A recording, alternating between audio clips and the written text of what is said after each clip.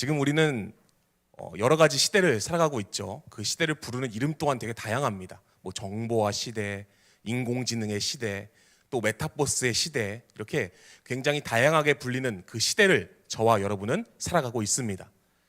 그러면서 현대인들이 알아야 할 지식도 굉장히 많아졌어요. 뭐 세계 문화, 정치, 경제뿐만이 아니라 컴퓨터, 또 스마트폰. 와, 우리 어르신들 스마트폰 배우기 정말 힘드시죠, 그렇죠? 참 알아야 하는 게 굉장히 많습니다. 또한 많은 정보의 호수 속에서 저와 여러분들은 살아가고 있습니다. 그러나 정보의 호수 속에서도 저와 여러분이 결코 놓치지 말아야 할 지식이 있는데요. 그것은 바로 나는 누구이고 지금 내가 어디에 있는가에 대한 지식은 우리가 놓치면 안 될 줄로 믿습니다. 하루는 캘리포니아의 어떤 해안에서 호화로운 요트가 떠다니고 있었는데요. 암초에 부딪혀서 이 요트가 가라앉게 된 거예요. 침몰 중에 그 배는 구조대에 상황을 알렸고 곧 구조대원이 무전으로 응답했습니다. What's your position? 너의 위치가 어디냐? 라고 그 구조대원이 무전한 거예요. 그때 요트 주인이 이렇게 말합니다.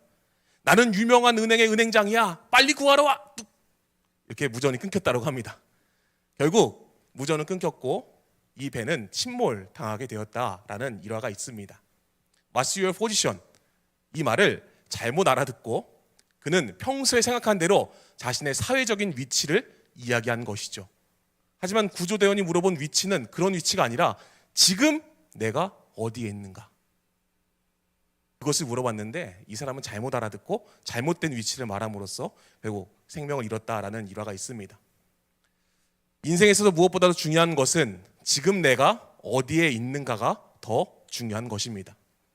내가 어떤 위치를 지니고 사회적으로 굉장히 인정을 받고 또한 경제적으로 굉장히 풍족하고 좋습니다. 하지만 먼저 생각할 것이 지금 나라는 존재가 어디 안에 있는가, 어디 위치에 있는가가 굉장히 중요하다는 것입니다. 성경은 그리스도인의 위치를 이렇게 설명합니다. 요한복음 15장 4절에서 5절인데요. 같이 한번 읽어볼까요? 시작. 내 안에 거하라. 나도 너희 안에 거하리라. 가지가 포도나무에 붙어있지 아니하면 스스로 열매를 맺을 수 없음 같이 너희도 내 안에 있지 아니하면 그러하리라. 나는 포도나무요 너희는 가지라. 그가 내 안에 내가 그 안에 거하면 사람이 열매를 많이 맺나니 나를 떠나서는 너희가 아무것도 할 수 없음이라. 예수님께서는 저와 여러분의 위치를 분명히 말씀하셨습니다. 그 위치가 어디입니까? 바로 그리스도 예수 안에 있다. 더 나아가 그 예수님께서 지금 내 안에 계십니다. 이것이 저와 여러분의 위치라는 거예요. 결국 저와 여러분의 정체성은 그리스도 안에 있는 자고 또한 그 예수 그리스도가 내 안에 있는 자, 그것이 바로 저와 여러분의 정체성임을 믿으시기 간절히 축원합니다. 세상의 많은 철학적인 학문으로 아무리 질문을 해도 정답은 찾을 수 없습니다. 굉장히 많은 철학자들이 질문하죠. 인간은 누구인가? 인간은 무엇인가? 나는 어떤 존재인가? 나는 지금 어디로 가고 있는가? 아무리 고민하고 되뇌어도 정답을 찾을 수가 없었습니다. 오직 길이요, 진리요, 생명이신 예수 그리스도를 아는 저와 여러분은 그 정답을 찾으신 줄 믿습니다. 저와 여러분의 정체성, 나라는 존재는 그리스도 안에 있는 존재입니다.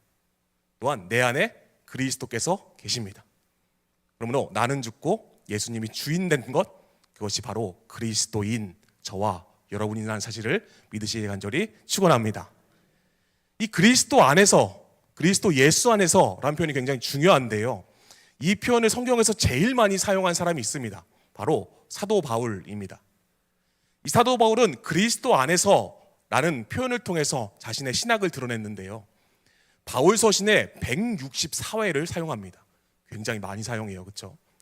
이런 바울의 그리스도 안에서라는 신학이 잘 설명된 서신서 중 하나가 바로 오늘 우리가 읽은 고린도 전서입니다.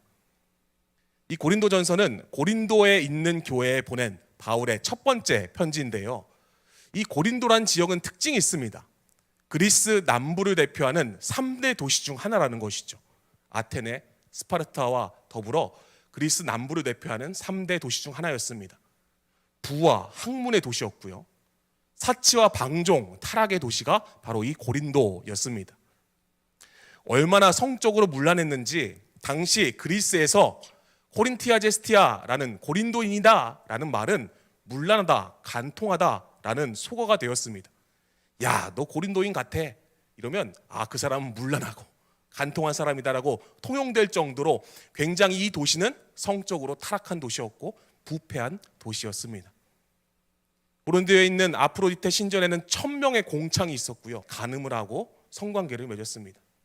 굉장히 타락한 도시였죠. 음란한 도시였습니다. 이런 타락한 도시 속에 사도 바울이 들어와 복음을 전하였고 고린도라는 이 음란한 도시 안에 하나님의 교회가 세워지게 됩니다. 그리고 바울은 끊임없이 얘기해요. 너희가 이 고린도 안에 있지만, 세상 안에 있지만, 이 타락하고 음란하고 정말 방종한 그 고린도라는 지역 안에 있지만 너희는 그리스도 안에 있는 자다. 오늘 말씀 1장 4절인데요. 같이 한번 읽어볼까요? 시작. 그리스도 예수 안에서 너희에게 주신 하나님의 은혜로 말미암아 내가 너희를 위하여 항상 하나님께 감사하노니. 바울은 서신을 시작하면서 하나님께 감사한다라고 고백하는데 그 전에 그리스도 예수 안에서 너희에게 주신이라고 표현합니다. 음란한 세상 속에서, 또한 방종한 세상 속에서 같은 모습으로 살아가지만 저와 여러분은 그리스도 예수 안에 있는 자입니다. 세상의 사람과는 다른 존재입니다.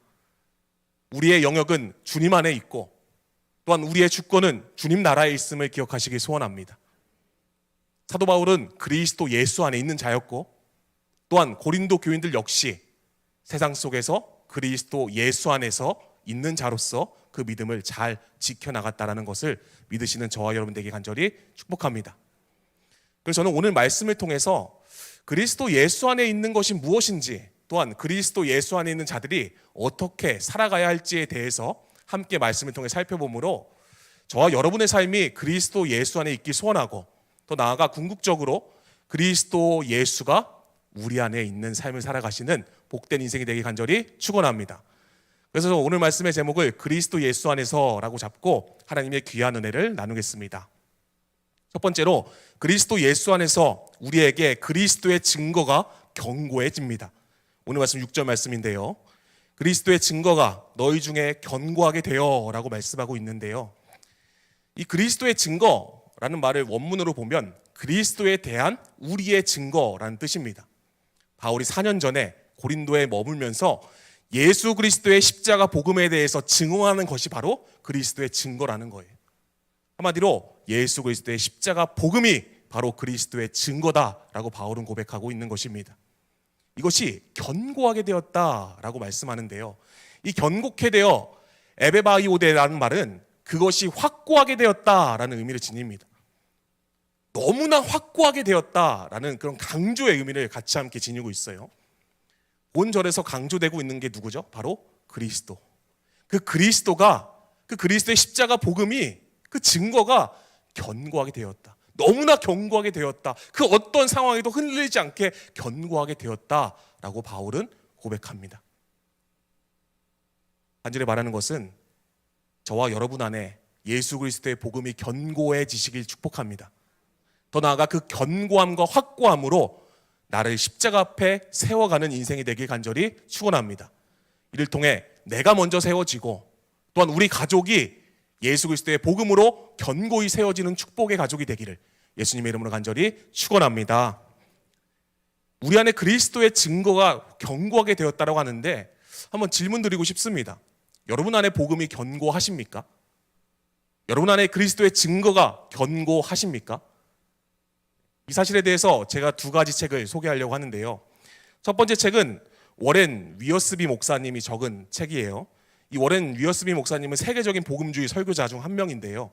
자신의 저서인 성령이란 저서에서 법정 증인으로 출두한 자신의 이야기를 간증합니다. 어느 날 재판 중에 있는 한 명의 성도를 구명하기 위해 법정에 출두합니다. 그 성도를 너무나 잘 알고 있었으므로 두근거린 마음으로 내가 이 성도를 위해서 잘 증언해 줘야지 라는 마음으로 순서를 기다리고 있었습니다. 자신의 이름이 호명되기 전에 어떤 한 여인이 먼저 증언하게 되었는데요. 그 여인은 고귀한 자태를 막 뽐내면서 걸어 나오는 거예요. 그리고 딱 일어서서 손을 들더니 선서를 외칩니다. 오직 진실만을 말할 것을 선서합니다. 이렇게 선서를 하는 거예요. 그리고 나서 변호사가 묻습니다. 증인, 당신은 10월 14일 밤에 무엇을 보았습니까? 이렇게 묻자 그 여인은 머리를 이렇게 뒤로 확 넘기면서 글쎄요, 저는 무언가 보았다고 생각해요. 근데 잘 모르겠어요. 이렇게 얘기하는 거예요. 근데 변호사가 손을 주먹으로 벌쩍 쥐더니 발을 구르면서 이렇게 호통을 칩니다. 증인, 이 법정에서 추측한 것만 가지고 증언해서는 안 됩니다. 당신은 증인입니다. 실제로 당신이 알고 있는 내용만 말하세요. 라고 소리칩니다. 이때에 앉아있었던 워렌 위어스비 목사가 충격을 받습니다. 그러면서 마음에 강하게 성령께서 감동을 주시는데요. 이런 음성을 들려주시더라고요. 나는 그리스도인으로 내 안에 그리스도의 증거가 확실히 있는가? 그냥 추측만으로, 그냥 교회 그냥 담임으로 배웠던, 들었던 그런 복음의 증거가 아니라 정말 내가 보았고 경험했던 예수 그리스도의 십자가, 그 증거가 내 안에 있는가? 이런 질문을 받았다고 합니다. 간절히 바라는 것은 저와 여러분 안에 그 증거가 확실하게 되길 소원합니다. 그 증거가 견고하게 되길 소원합니다. 내가 만났던 주님, 내가 만났던 저 예수 그리스도의 십자가의 놀라운 은혜가 너무나 확고해서 다른 사람에게 그 복음을 전할 때에 담대하게 드러나는 축복이 우리 안에 있기를 간절히 소원합니다. 이게 첫 번째 성령이란 책에 나온 내용이에요. 그리고 두 번째 책은 워너 윌리스 목사님이 지은 책인데요. 35년 동안 무신론자로 살면서 기독교인을 비웃었던 미국의 강력계 형사였습니다. 그는 하나님을 만났고 지금 목사가 되었는데요. 자신의 이야기를 베테랑 형사 복음서 난제를 수사하다라는 책에 담았습니다. 그는 살인사건 전담 수사관 및 미제사건 담당 형사로서 날카로운 안목과 예리한 판단력으로 형사계에는 꽤 유명한 인물이었다고 해요. 그는 신이 없고 기독교인들은 정신 이상자라고 생각하면서 비웃었습니다. 자신의 생각을 확고하게 하기 위해 사건을 처리했던 기법으로 성경을 파헤치기 시작합니다. 얼마나 유명한 강력계 형사였으니까 되게 그곳에 빠삭했을 거 아니에요, 그렇죠? 사건을 분석하고 정말 이게 맞는지 판단하고 추리하는 이런 거에 굉장히 뛰어났다라고 하니까요. 성경을 파헤칩니다. 근데 파헤치면 파헤칠수록 예수 그리스도의 복음이 너무 확실했습니다. 책에서 그는 이렇게 고백하는데요. 사건을 수사할 때 내게 주어진 증거들을 가지고 사건 속에서 어떤 일이 있었는지 계속 질문했다. 이처럼 복음서가 말이 되는지 궁금해서 $6짜리 성경책을 사서 성경 말씀 속 증언들을 샅샅이 파헤치고 분석해봤다. 그러나 말씀 속의 증거들은 너무 완벽했다. 나는 그 증거에 사로잡혔다. 라고 고백합니다. 그는 이제 자신의 삶을 완전히 하나님께 맡기고 복음을 믿는다라고 고백하면서 하나님을 만나기 전과 후에 자신의 생각과 관념이 완전히 바뀌게 되었다라고 고백하는데요. 그러면서 CBN 뉴스를 통해 자신의 신앙을 이렇게 정리합니다. 불필요한 신화일 뿐이라고 생각했던 예수 그리스도의 복음은 너무 완벽한 진리였고 이를 증언하는 증거 역시 완벽했습니다. 이제 세상의 증거를 쫓았던 나를 버리고 예수 그리스도의 십자가 증거를 드러내며 살 것입니다 라고 고백했다고 합니다. 이후 이 윌리스 목사는 목사가 되었고 미제 사건 수사 기법을 적용해서 예수님을 믿지 않는 자들에게 오히려 복음을 전하는 복음 전도자가 되었다라는 이야기입니다. 사랑하는 성도 여러분, 예수 그리스도 안에서 내 안에 그리스도가 견고해지셨습니까? 그렇다고 한다면 내 안에 새겨진 그 십자가 복음을 다시 한번 돌아보기 소원하고 더 나아가 그 견고한 증거들을 드러내며 살아가시는 저와 여러분의 삶이 되길 간절히 축원합니다. 이렇게 첫 번째는 예수 그리스도 안에서 그리스도의 증거가 견고해졌다는 것이죠. 두 번째로 그리스도 예수 안에서 우리는 예수 그리스도의 나타나심을 기다립니다. 오늘 말씀 7절인데요. 우리 주 예수 그리스도의 나타나심을 기다림이라 라고 말씀하고 있는데요. 여기서 나타나심이란 단어는 원어적으로 볼 때 뚜껑을 열다, 수건을 벗다 라는 종말론적 인용어입니다. 즉 감추었던 사실이 드러났다라는 의미인데요. 이 감추어진 사실이 무엇일까요? 바로 예수 그리스도의 부활과 재림이라는 것입니다. 또 기다림이라는 말은 바울이 주로 사용한 단어인데 강하고도 진지하게 기다린다라는 뜻을 지니고 있습니다. 이 디포넌트 현재문사라는 문법을 사용해서 한 번 기다리고 끝나는 것이 아니라 정말 강력하고 진심 어리게 지속해서 기다렸다라는 의미를 담고 있습니다. 초대교회 성도들은 그들이 살아있을 동안 주님께서 재림하실 거라고 믿었습니다. 야고보서 5장 8절 말씀인데요. 같이 한번 읽어볼까요? 시작.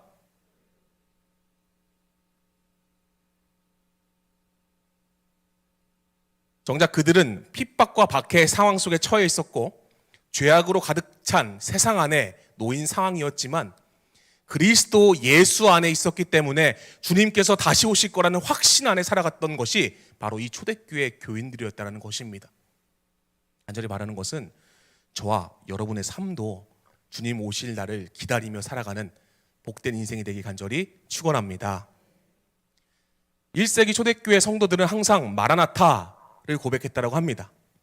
이 마라나타라는 뜻은 마란이란 단어와 아타라는 단어의 합성어인데요. 마란이란 뜻은 우리 주라는 뜻이고요. 아타라는 단어는 오다라는 뜻입니다. 그래서 합쳐서 주여 오시옵소서라는 뜻이 마라나타. 요한계시록 22장 20절에 나오는데요. 이것들을 증언하신 이가 이르시되 내가 진실로 속히 오리라 하시거늘 아멘 주 예수여 오시옵소서. 이 초대교회 교인들의 신앙 고백은 한마디로 마라나타였습니다. 아멘 주 예수여 오시옵소서. 여기서 중요한 것이 있는데요. 이 아타, 마라나타의 아타, 오시옵소서라는 단어가 두 가지로 해석이 돼요. 문법적으로 봤을 때 똑같이 보이는데 그것을 두 가지로 해석할 수 있습니다. 첫 번째는 완료형이고 두 번째는 명령형으로 해석했을 때 의미가 좀 달라집니다. 이 아타를 완료형으로 번역하면 이미 이루어진 사건을 의미합니다. 주님께서 이미 오셨다. 아멘, 주님께서 이미 오셨다라는 고백이에요. 이거를 명령형으로 번역하면 아직 이루어지지 않는 사건이라는 의미가 돼서 주여 오시옵소서라는 의미입니다. 두 가지로 해석할 수 있어요. 이미 주님께서는 오셨다. 그리고 주여 오시옵소서. 저는 이 초대교인들의 이런 신앙의 고백이 위대한 고백이라고 생각합니다. 유대인들은 아직 메시아가 아직 안 왔다라고 생각했어요. 하지만 이 초대교인들은 이미 메시아는 십자가를 통해 우리 가운데 주어졌다라는 고백이 있었고 더 나아가 그 주님께서 다시 이 땅에 오실 것이다라는 믿음의 고백이 이 마라나타라는 단어 안에 담긴 그들의 신앙 고백이었다라는 것입니다. 저와 여러분의 고백이 이런 마라나타의 고백이 되길 간절히 소원합니다. 그렇기 때문에 1세기 기독교인들은 사형장의 야수의 먹이가 되기도 하고 돌에 맞아 죽고 거꾸로 십자가에 달려 죽고 불에 산채로 타 죽고 칼에 목이 베어 죽고 갈기갈기 찢겨 죽는 등등 말로 형용할 수 없게 잔인하게 그들은 죽어갔습니다. 예수를 믿는다는 이유로, 그리스도 예수 안에 거한다는 이유로 그들은 잡혀서 죽어갔습니다. 당시 CCTV가 있었던 것도 아닌데 그냥 잡히려고 하는 그 순간 나는 몰라요, 예수님 몰라요, 베드로처럼 그렇게 부인하면 살 수도 있었을 텐데 그럼에도 불구하고 그들은 침묵했습니다. 더 나아가 어떤 이들은 당당하게 나는 그리스도인다라는 것을 드러냈습니다. 왜 그렇게 했을까요? 그들은 세상 정권과 권력 안에 있었던 자들이 아닌 그리스도 예수 안에 있었던 자들이었고 예수님은 모른다고 나 예수님 몰라요 부인하는 순간 주님께서 오실까봐, 주님께서 재림하실까봐 그들은 두렵고 떨리는 마음으로 주님을 간절히 기다렸기 때문에 그들은 한마디 변명하지 않고 사형장으로 끌려가 순교하였습니다. 이런 초대교회 성도들에 대한 박해와 이런 모진 고문과 여러 가지 죽음에 대해서 설명하면 어떤 사람들이 이렇게 말해요. 아니 2000년 전에 순교한 박해자 사건이 지금 2022년도 살아가는 우리와 무슨 상관이 있냐, 좀 상황이 달라지지 않았냐, 지금 무슨 순교가 박해가 있냐라고 말씀하시는 분이 있더라고요. 근데 기독교 잡지 크리스천 히스토리 매거진에 8년 전에 모던 시대의 교회 박해 목격자라는 제목의 기사가 기재됐습니다. 이 보고서가 기독교인들에 대한 박해를 분기별로 조사한 내용이 담겨 있는데요. 역사 연구가 데이빗 바레트라는 교수가 조사한 결과 예수 그리스도 시대 이후 지금까지 기독교 순교자의 수는 약 7천만 명이라고 합니다. 우리나라 인구보다 더 많은 사람이 예수님 십자가 사건 이후부터 지금까지 순교했대요. 오늘날 기독교를 박해하는 지역에서 순교하는 사람이 계속해서 나오고 있는 상황입니다. 글로벌 기독교 연구센터 토드 존슨이라는 소장이 조사를 해봤는데요. 기독교 순교자의 수를 연간 계산해 보니까 약 10만 명 정도로 추정한다고 합니다. 지금도 지구 반대편에서는 예수님 때문에 자신의 목숨을 거는 사람들이 있는 거예요. 예수님 때문에 묵묵히 순교의 길을 걷는 사람이 있었다라는 것입니다. 연간 10만 명이면요, 한 달에 약 9천 명이 순교하는 거고요. 지금 이 시간에도 누군가는 예수 그리스도의 복음 때문에 죽어가고 있다라는 것입니다. 우리는 한국이란 나라에서 종교의 자유가 있고 아무리 예수를 외치고 또한 찬송하고 예배드려도 죽지 않는 이 나라에서 행복하게 신앙생활하고 있으니까 무뎌지지만, 지금도 어떤 나라에서는 목숨을 걸고 예배를 드리고 어떤 나라에서는 목숨을 걸고 예수를 지키는 자들이 있다라는 것입니다. 순교자의 소리라는 잡지에 로스털츠는 이렇게 고백하는데요.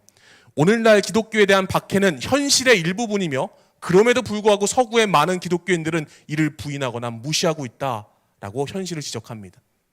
사랑하는 성도 여러분, 신앙의 많은 선조들은 그리스도 예수를 지키기 위해, 또한 예수를 부인하는 순간 주님께서 오실까 봐 그 믿음을 드러내며 순교의 놀라운 은혜를 우리에게 보여줬습니다. 이제 우리가 그러한 마음가짐으로 살아가야 되지 않겠습니까? 비록 대한민국이란 이 땅에서 아무리 외치고 복음을 전해도 죽지 않는 이 땅에 거할지라도 우리의 마음만큼은 그들의 신앙을 본받아야 되지 않겠습니까? 아멘. 주 예수여 다시 오시옵소서. 그 마라나타의 신앙이 저와 여러분의 신앙이 되길 간절히 소원합니다. 그러기 위해서는 그리스도 예수 안에 거하는 자가 되어야 된다는 것입니다. 이 사실을 믿으시는 저와 여러분에게 간절히 축원합니다. 이렇게 두 번째가 그리스도 예수 안에서 우리는 주님의 나타나심을 기다리는 자다라는 것을 바울은 고백하고 있죠. 세 번째로 그리스도 예수 안에서 우리를 책망할 것 없는 자로 보증해 주신다라고 말씀하는데요. 오늘 말씀 8절 말씀에 주께서 너희를 우리 주 예수 그리스도의 날에 책망할 것이 없는 자로 끝까지 견고하게 하시리라 라고 말씀합니다. 여기서 책망할 것이 없는 이란 단어는 아넨클레투스라는 단어인데, 아무도 비방할 수 없을 만큼 단 하나의 흠도 없다라는 의미를 지니고 있습니다. 아무도 비방할 수 없을 만큼 흠을 찾아보기 힘들다라는 의미라는 것이죠. 이처럼 흠없는 상태가 될 수 있는 이유가 무엇일까요? 바로 예수 그리스도께서 그의 피로 보증하셨기 때문임을 믿으시길 축원합니다. 베드로전서 1장 18절에서 19절에 이렇게 말씀하는데요.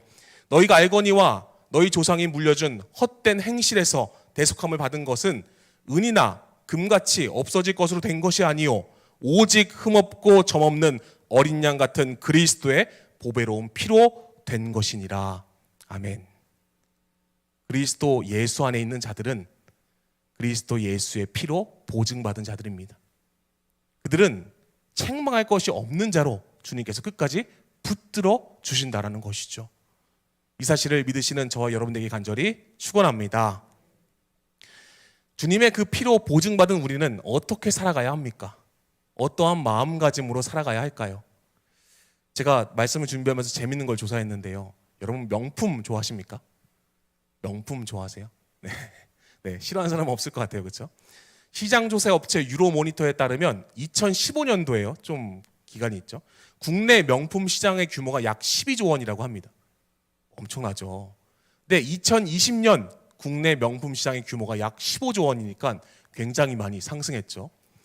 코로나19의 보복 소비 심리로 2022년도 올해 약 20조 원으로 이 시장 규모가 커질 것이다 라고 예측하고 있는데요.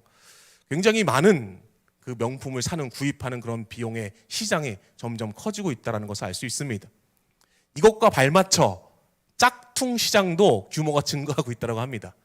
지난 2021년도 전 세계 온라인, 현장이 아니라 온라인이에요. 온라인 시장에서만 거래된 짝퉁 위조 상품이 약 1,000조 원이라고 하니까요. 이 짝퉁 시장이 얼마나 큰지 알 수 있죠. 그렇죠? 진짜가 분명할수록 가짜는 생기기 마련입니다.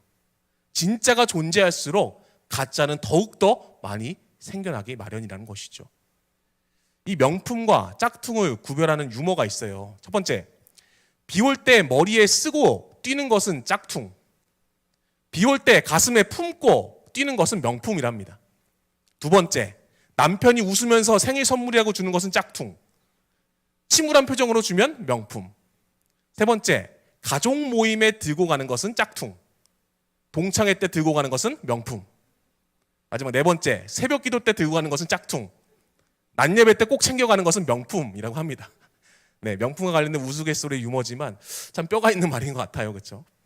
이런 가운데에 명품 수리 리폼 업체인 월드 리페어 김춘보 대표가 짝퉁 구별법이라는 뉴스 기사를 기재하기도 했습니다. 이 기사를 보다 보니까요, 제가 참 신앙적인 깨달음을 얻었는데요. 한번 잘 들어보세요. 명품과 짝퉁을 구별하는 방법입니다. 세 가지인데요. 첫 번째는 제품의 포장 상태 및 파우치 제공 여부를 꼭 확인해라.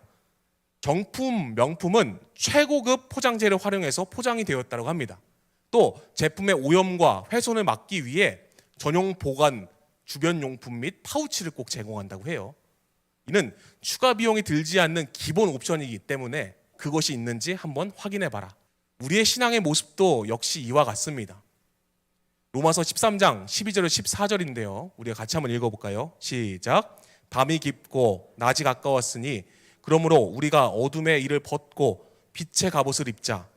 낮에와 같이 단정히 행하고 방탕하거나 술 취하지 말며 음란하거나 호색하지 말며 다투거나 시기하지 말고 오직 주 예수 그리스도의 옷 입고 정욕을 위하여 육신의 일을 도모하지 말라. 아멘. 저와 여러분에게 명품 포장지가 있습니다. 바로 예수 그리스도의 옷입니다. 예수 그리스도 안에 있을 때 우리는 명품이 될 줄로 믿습니다. 이게 제가 첫 번째 깨달은 놀라운 진리였어요. 두 번째는 로고, 각인, 처리 부분이 정말 정밀하게 이루어졌는지 확인해 보라고 합니다. 이 정품은 로고 각인 처리할 때 확실히 한다고 해요.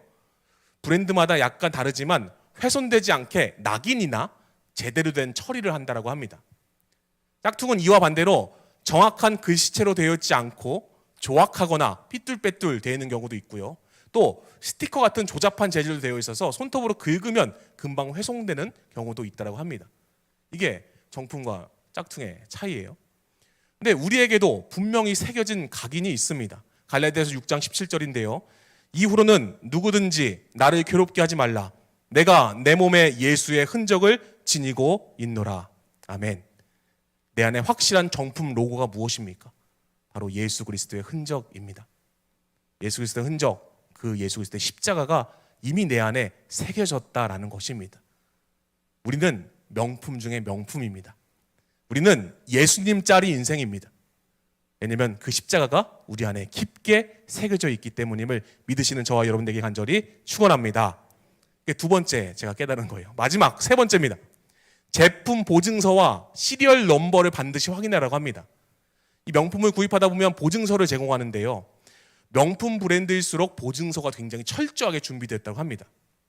이런 확실한 보증서에 적혀있는 그 시리얼 넘버, 그 넘버를 꼭 조회해서 명품인지 짝퉁인지를 구별하라고 하는데요. 이 짝퉁인 경우에 잘못했거나 가상번호를 넣기 때문에 검색이 되지 않는다고 합니다. 우리는 예수 그리스도 안에서 십자가에서 갈기갈기 찢겨 죽으심으로 하나님의 사랑에 대한 보증을 확증받은 자입니다. 로마서 5장 8절에 우리가 아직 죄인되어 있을 때에 그리스도께서 우리를 위하여 죽으심으로 하나님께서 우리에 대한 자기의 사랑을 확증하셨느니라. 아멘. 우리의 보증서가 있습니다. 바로 우리가 죄인 되었을 때에 그리스도께서 나를 위하여 죽으심으로, 나를 위하여 죽으심으로 그 사랑을 확증하셨습니다. 하나님의 사랑을 보증하셨습니다. 그 십자가에 흘린 보혈로 우리를 책망할 것 없는 자로 견고하게 하셨습니다. 이 사실을 믿으시는 저와 여러분에게 간절히 축원합니다. 사랑하는 성도 여러분, 저와 여러분은 예수님의 피값으로 사신 명품 중의 명품 그리스도인님을 기억하시길 소원하고, 이런 우리가 세상 안에 거하는 자들이 아니라 그리스도 예수 안에 거하는 자들로서 예수 그리스도의 날에 책망할 것 없는 자로서 그 예수 그리스도의 십자가 보혈의 피를 의지하며 나아가는 복된 인생이 되시길 간절히 축원합니다. 그때에 주님께서 다시 오실 때에 부끄러움 한 점 없이 주님께 나아가는 그리스도인다운 그리스도인, 명품 그리스도인을 살아가시는 축복의 인생이 되시길 예수님의 이름으로 간절히 축원합니다. 말씀을 정리합니다. 그리스도 예수 안에서 첫 번째로 그리스도의 증거가 견고해진다라고 합니다. 우리 안에 주님의 십자가 복음이 견고하십니까? 간절히 바라는 것은 오늘 이 저녁 시간 간절히 기도하시면서 다시 한번 예수 그리스도의 십자가 복음을 가슴 깊이 새기시기 소원하고 그 증거가 내 안에서 견고해지는 축복이 있길 간절히 소원합니다. 그리스도 예수 안에서 두 번째는 예수 그리스도의 나타나심을 기다린다 합니다. 마라나타, 주 예수여 어서 오시옵소서 라고 고백한 그 초대교인들의 고백이 오늘 저와 여러분의 고백이 되길 소원합니다. 주님 다시 오실 날을 기다리며 묵묵히 그 십자가의 길을 주님과 함께 한 걸음 한 걸음 걸어가시는 복된 인생이 되길 간절히 소원합니다. 그리스도 예수 안에서 세 번째로 책망할 것 없는 자로 보증하신다라고 말씀합니다. 주님의 핏값으로 하나님의 사랑을 확증하셨습니다. 그 주님의 보증이 지금 내 안에 새겨져 있음을 기억하시기 소원하고 세상과 타협하지 않고 그리스도인으로서 당당히 그 핏값으로 살아가는 복된 인생이 되시길 간절히 축원합니다. 기도하시겠습니다. 사랑이 많으신 하나님 아버지, 오늘 말씀을 통해 그리스도 예수 안에 있는 삶이 얼마나 축복된 삶임을 깨닫게 해주시니 그 은혜와 사랑을 진심으로 감사드립니다. 그리스도 예수 안에서 십자가 복음의 견고한 믿음을 가지고 살아간 사도 바울과 같이 오늘 교회 모든 성도들이 흔들리지 않는 견고한 믿음을 갖게 하시고 주님 다시 오실 날을 기다리며 늘 깨어 믿음을 지킨 초대교회 교인들과 같이 마라나타의 신앙으로 말세지마를 살아가는 축복의 인생이 되게 하여 주시옵소서. 이를 통해 예수 그리스도의 십자가 보혈의 공로와 그 은혜를 늘 가슴에 새김으로 예수 그리스도의 날에 책망받을 것이 없는 하나님의 자녀로 나아가는 축복이 있게 하여 주시옵소서. 오늘 말씀을 듣고 결단하는 심령들마다 살아계신 성령이시여 늘 함께 하여 주시고 언제나 승리하는 삶이 되게 하여 주시옵소서. 우리의 모든 삶을 성령님께 맡기오며 지금도 살아 역사하시는 예수 그리스도의 이름으로 간절히 기도 올렸사옵나이다. 아멘.